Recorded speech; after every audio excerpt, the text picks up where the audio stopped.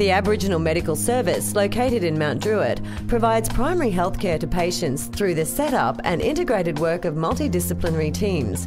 The teams include GPs, nurses, clinic services, mental health, child and family service, substance misuse and allied health. These multidisciplinary teams, based on functions, allows the AMS to provide additional support services to patients in one location. The adoption of multidisciplinary teams in primary healthcare in Western Sydney is quite low, but the benefits of doing so create better patient outcomes if coordinated well. Like so many AMSs, we're a community-run organisation, incorporated as a cooperative. The local community elects the board of directors or all Aboriginal people. And my name's Frank Vincent. I'm the CEO of the service, and my role is to manage the affairs of the organisation on a day-to-day basis. Can I start off by saying I hate the word best practice? I've always hated the word best practice, because if you best practice, there's nowhere else to go. Our team here has a model of better practice, and I think all of the people who are employed in this organisation actually have adopted that. How do we improve so that we can improve the health of Aboriginal people? So I'm a GP at the AMS. I've been here for over 20 years actually, and I'm the GP team leader. We have lots of GPs that work here. We've got, I think, about 15. We have a constant stream of GP registrars who are doing their training. Most of our GPs work part-time. Well, in fact, they all do. So we have the challenges of that, but also it means that we've got a lot of really great GPs that bring a really wide range of experience. I also work in with the chronic disease team and sort of work with a team of Aboriginal health workers and nurses to help with managing chronic disease within our service. Not only do you feel like you're making good contribution, it's really quite exciting to be involved in such a an organisation like community-controlled organisations. You're sort of working in multiple areas: clinical, public health, teaching, research, and so it's been a great career for me. The whole purpose of AMSs and why they were established was people much wiser than I back in the 70s looked at the health problem that Aboriginal people were confronted with in Redfern. They came up with this concept of having a community-run and based organisation where you would provide a variety of services. The sad fact in this community is we've actually had men in their 20s, in their 30s, dying of heart attacks and that, which is, in our view, unacceptable in today's society. And we'd like to be doing more to actually address that, which is why we've got the variety of programs we are, and we're attempting to capture as many in the community as we can. And the whole core of our existence is around primary healthcare, which is an holistic approach, and it's not just dealing with the illness that people suffer, but it's talking about their whole of life experience. And what you do is you set up as many programs as you can that address all the social issues that do have an impact on their health. So they started to arrange and organise programs and projects around this holistic approach, which became the first AMS in Australia. My name's Tracy Riley. I work as a clinical coordinator of AMS and team leader for reception area. I'm Stephanie McMahon. I'm a registered nurse and I currently work as a team leader at the Aboriginal Medical Service in Western Sydney. I knew about Aboriginal medical services, but I didn't know the extent of what they provided and the care and the nurturing from community, from families, from even our service providers. To what they pull together for Aboriginal people is quite amazing. You've been to a medical practice, I'm sure, where you were there 5 minutes. They're just pumping people in and out. Some of our patients are seeing a doctor for an hour because they're having a chat about family and getting to the real reasons of what's happening. One of the advantages of working in the Aboriginal Medical Service is that we aren't under the same time pressures as some other general practitioners, in that the service just really supports a holistic approach to health and just recognises that you can't do 15-minute medicine and achieve good practice with our client group, really.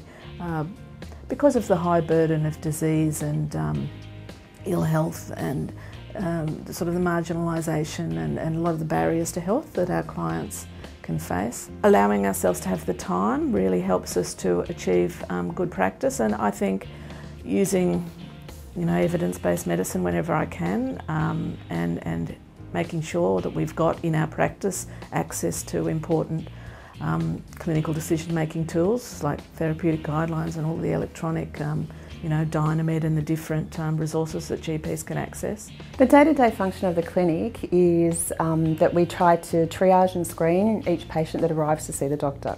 When we bring them into the clinic, we do observations. So we do height, weight, blood pressure, blood sugar levels, and we try to interact with the patient as best we can to get a feel for what their needs are. Sometimes they might come to the doctor with a need.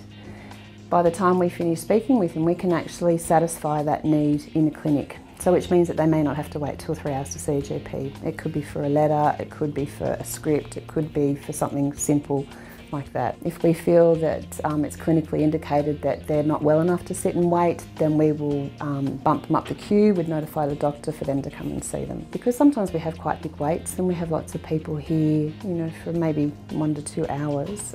If we could eliminate that time that they need to be seen here. We also have a lot of elderly patients with chronic conditions, so we use our own intuition and judgment as to who we think needs to be bumped up the queue. Trust is hugely important, because if there's no trust, they don't come back. We have a methadone program, for example, and a lot of them are mental health patients as well, so there's a lot of issues that we have to address. We like to make sure people are coming back regularly, getting things done, explaining things honestly, so if something has to happen, say they have to go into dialysis, there's a lot of questions that can be asked through our nurses. Nurses are that skilled that they can explain what's going to happen, what they think might happen. So the nurse is a wealth of information really for our patients.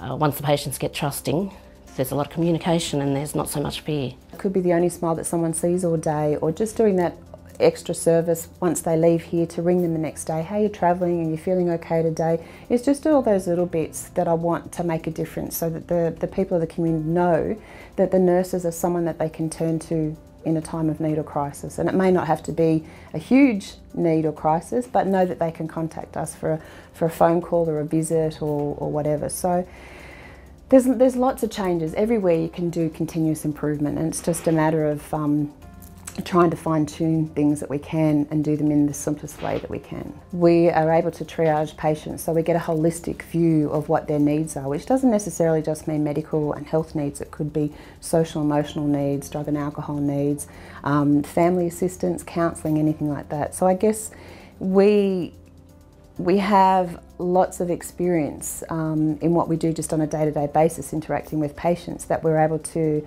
decipher from their venting or just discussing with us what their needs are, that we can link them into the right teams. And I find out a lot just by sitting there having a chat with our patients.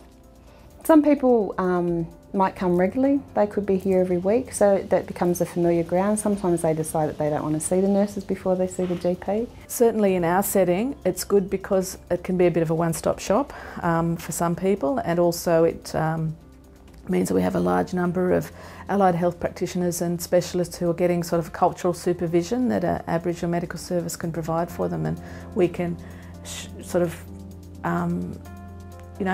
pretty much, I don't know about guarantee, but we do our best to provide really culturally appropriate care for our patients through having people come in here and working with the Aboriginal health workers and the Aboriginal people here.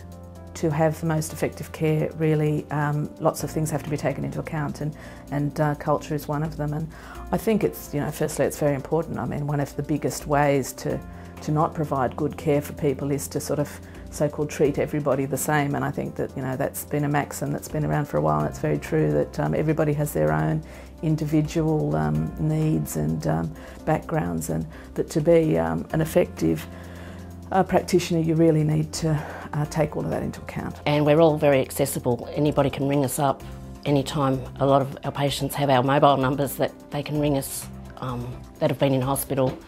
So it's very important just to keep the lines open. We deal a lot with the families as well. It's not just the patients. So we go into the homes and discuss things as well. Everybody knows everyone.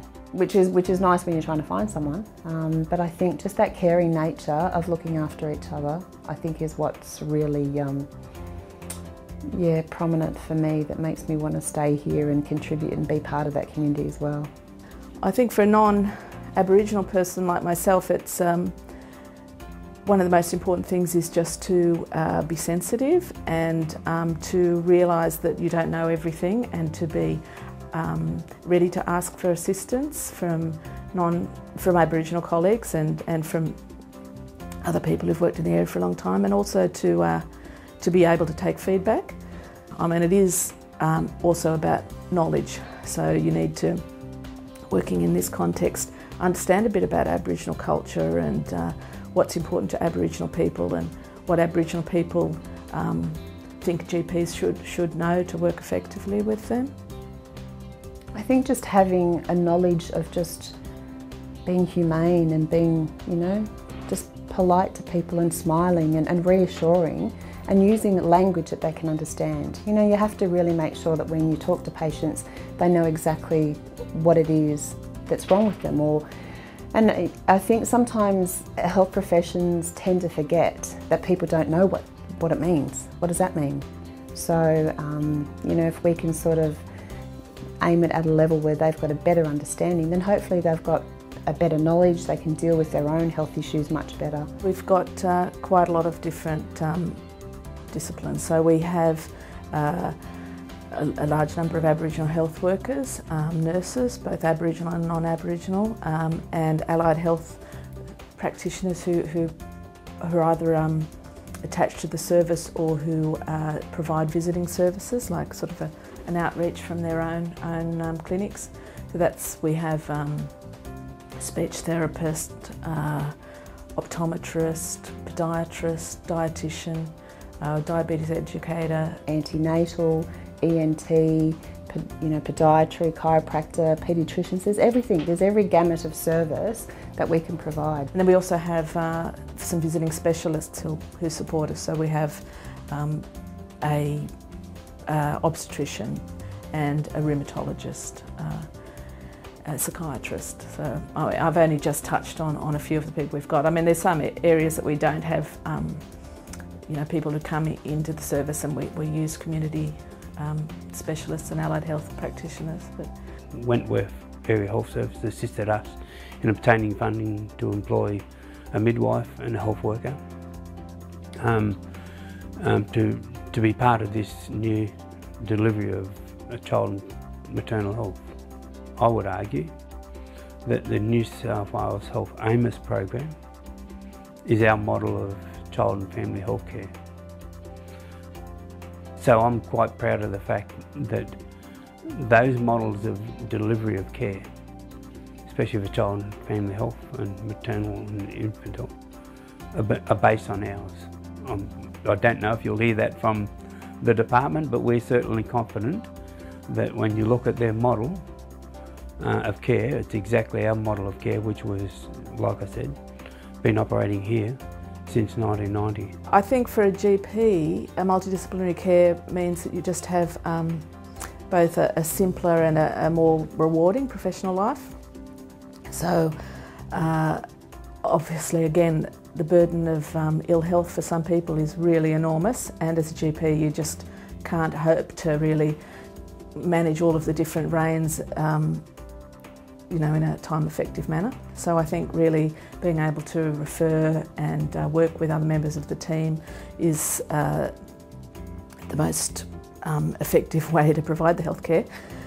But in addition, I think it's just really nice to sort of not work within a silo and to work with other colleagues and have all the different input and be able to discuss patients and be able to get people's points of view and support. It's part of a team, we're all team. It's not just about me, it's not just about the nurses, it's a team. So unless we have a great team, it doesn't work. When we have team meetings and staff meetings, we get together and identify needs there, and from there we can sort of move forward and resolve things and put new systems in place to help improve it. Just keeping everybody working together and talking and trying always to work as a team, I think that helps. because it keeps you on your toes. I like having my colleagues around to sort of say, well, have you thought of that? Have you thought of this? And let's go down this path. That makes it just help us to provide better quality care, I think.